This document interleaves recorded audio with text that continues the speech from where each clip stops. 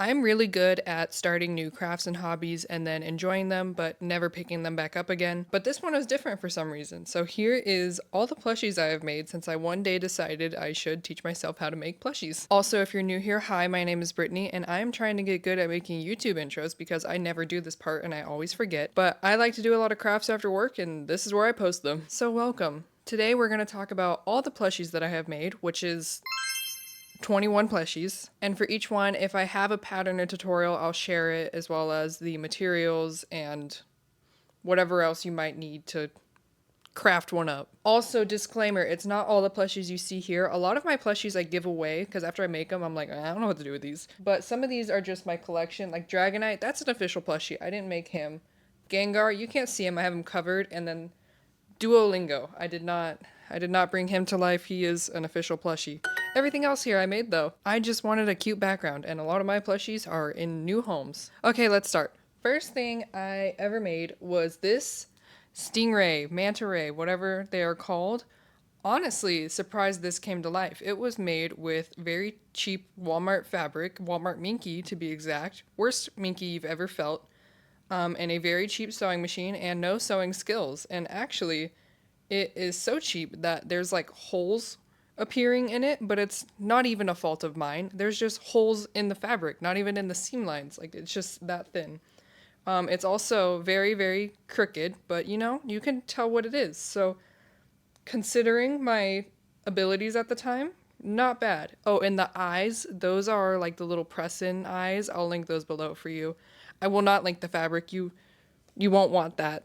I don't recommend it. After that, I was like, maybe sewing isn't for me. Maybe I should try something else. So I made this crochet Shenron, which he is very cute. He did lose an eye somewhere. Same press-in eyes. And I made him with this like fuzzy yarn, like super soft yarn that I got from Hobby. And I learned that I don't really like crocheting plushies and I don't really like fuzzy yarn. So that was a eye opener. For the pattern for that one, it was actually a pattern from Etsy, but it was to make Haku. And I saw it and I was like, well, you know, that's a dragon. This is a dragon. I can just make it into a different dragon. So I did. Also, I do have my list on my phone, so I will be looking at my phone. So sorry. Up next, I made. Oh no. Now, after I made Shenron, I decided, you know what, let's go back to sewing, but let's just do hand sewing. Like, you know, that machine was making it harder than it needed to be. So I decided to make Eren from Attack on Titan because Attack on Titan season 4 was coming out at the time and I was very, very passionate about it and I wanted to make Eren. He is cute, but his head does fall off because I did not bother to attach it for some reason. It's a little crooked right now actually because it's not actually attached on, but you know, you get the idea. I'm not sure why I stopped there. You'll see this happen again in another plushie soon. I just don't care to do that part, I guess. But yeah, he is fully hand sewn. I even embroidered his face, which that's when I learned embroidery is not that fun actually. I mean, maybe it is if you get better at it. For the pattern for this one, the body pattern is from Etsy. Everything else I made up, and it is a mystery to even me, and if I were to try to recreate this, I would have no idea what to do, because I was winging it the whole way. But it worked out, and he looks pretty cute. Would I ever want to make him again? I don't know. After I made Eren, I was thinking about Valorant a lot, and I made Omen.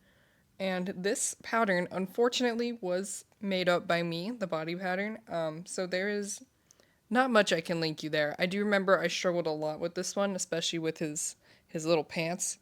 And also his hood. I don't think it should have been that hard. Now, I forgot to say, Eren and Omen are both made out of fleece, not minky, because I didn't want them to be fuzzy, because then it'd be like their face is fuzzy, and that would be weird. So they're both made out of fleece, anti-pill fleece. I'll link that below. And Omen's alright. He was actually made with a sewing machine though, because after I finished Eren, I was like, you know, I put in a lot of work into this. It was like weeks of work to hand sew. I think I deserve a sewing machine now, like a better one. So I bought a Brother SE 600, which that is an expensive sewing machine, but I bought it refurbished because what do I know about sewing machines? I can't tell the new from the refurbished one, and it works great. And I just didn't want to spend that much money. Up next, I made one of the most terrifying things I've ever created. I, for some reason, decided let's make another crochet plushie, and I decided to make crochet Pochita, and he is very scary looking to me, though the internet liked him, but I think they liked him because he looked goofy. I do have a tutorial and pattern available for this if you dare to make him, if you're interested. Some other people did make him with a different yarn, and it looked much better than mine, so there is potential there.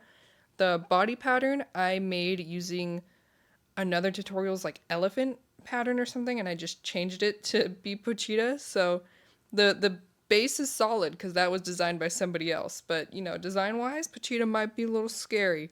After I made that very scary guy, I decided to put down the crochet needle and go back to sewing plushies. Then I don't know what happened. I decided let's make like 3 plushies at once, and I started making Gojo, Kageyama, and a shrimp because those are all related, right? And I think I was trying to do too much at once because I did not finish these, and also at the time I thought, oh, I want to design my own pattern from scratch so that I can post it online and everyone can do it.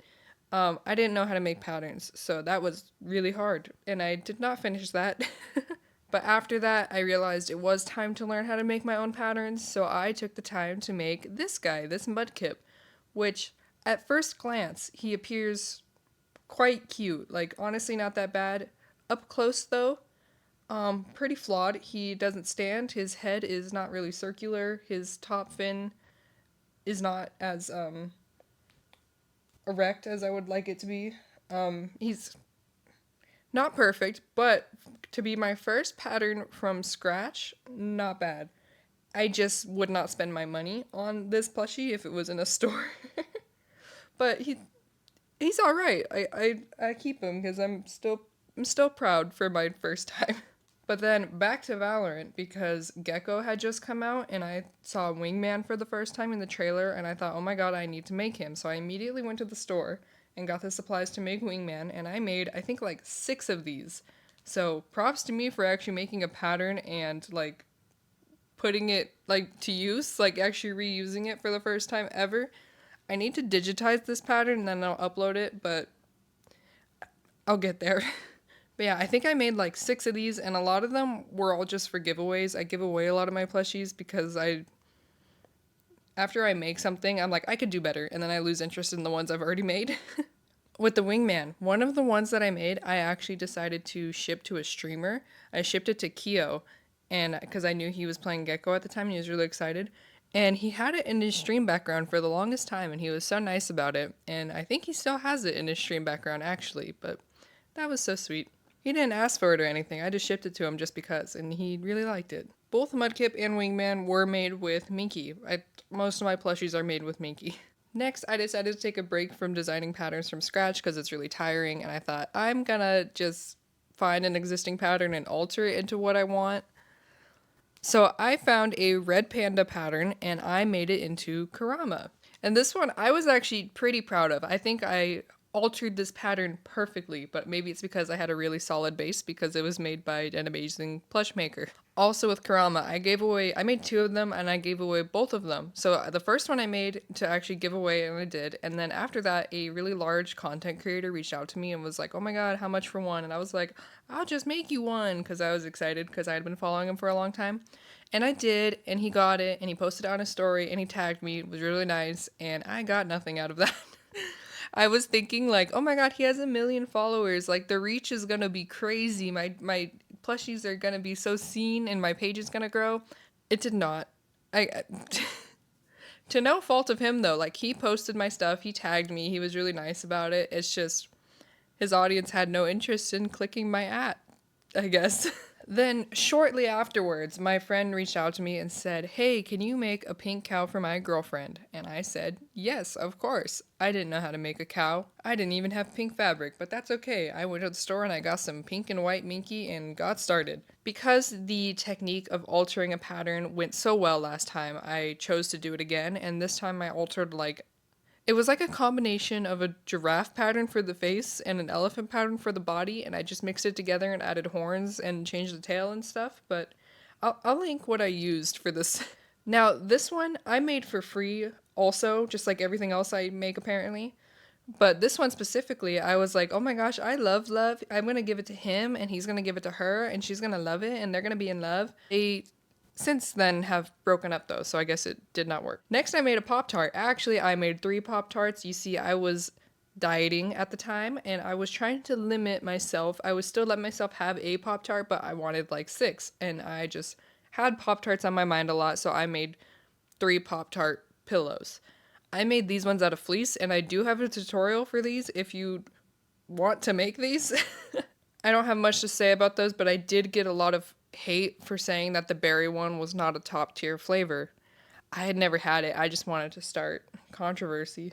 Up next, we have my pride and joy, the love of my life, best thing my hands have ever brought to this world, my Lugia. I designed him from scratch. I don't know what happened. I don't know what possessed me, what consumed me.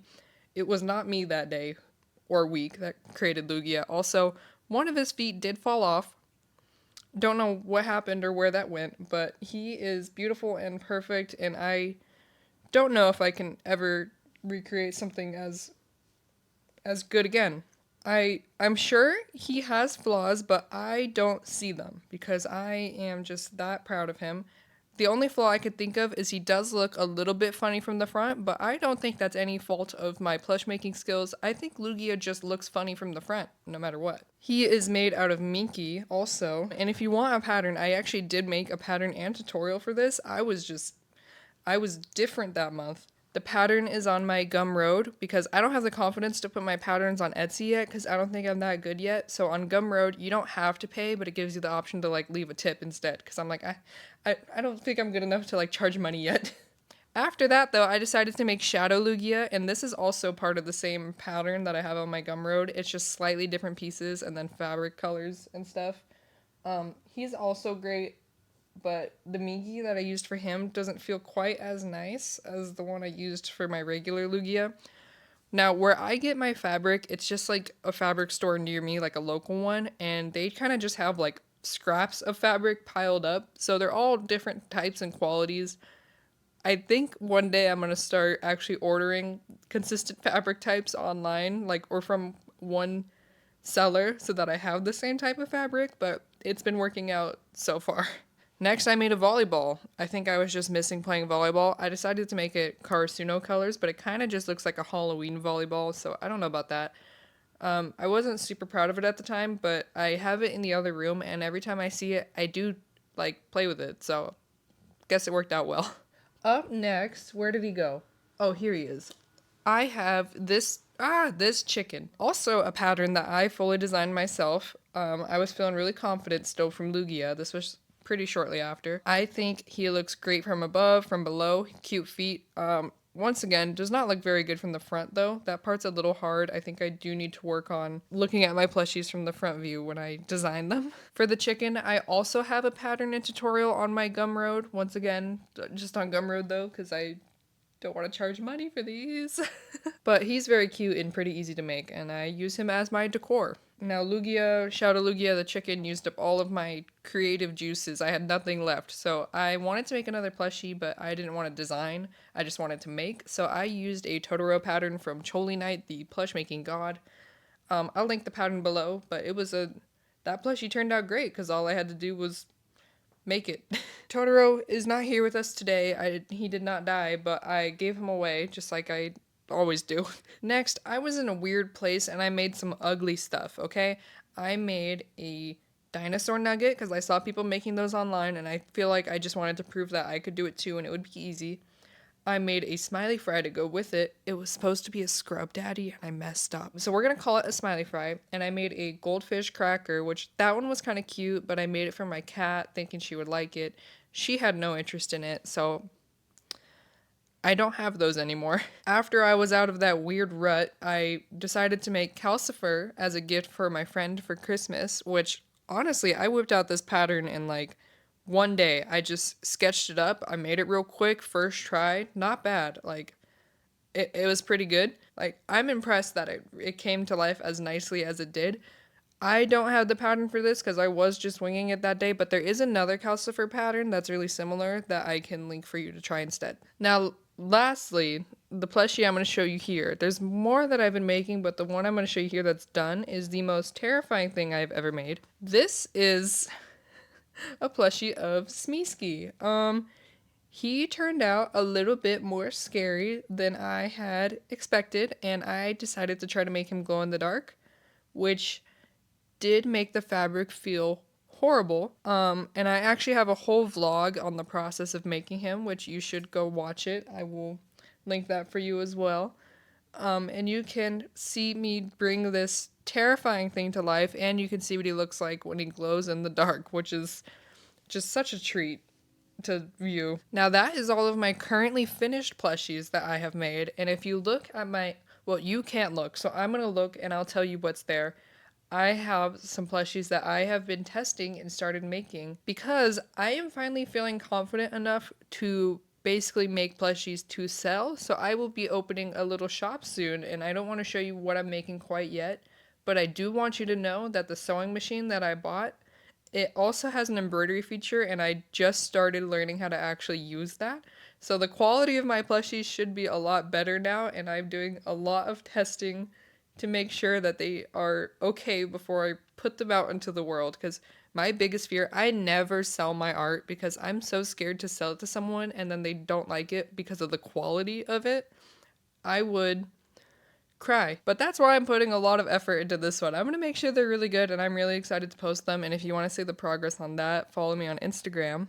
And if you're still here, thank you so much for watching, and I would really appreciate if you stuck around for another video. Either you pick or I'll pick. I'll put one at the end, that I think you might like. Oh, also, if you have something you want to see made into a plushie, especially if it doesn't exist yet, please let me know. A lot of these are requests. I like to make people's requests. I think it's fun. And I specifically like to make things that either don't exist as plushies yet, or they don't have a good plushie existing yet. I like the challenge of being able to make them better, but it also might be because if mine doesn't turn out good, there's no better one to compare it to. But if you have a request, let me know. Okay, have a great day. Bye. I will see you in the next video.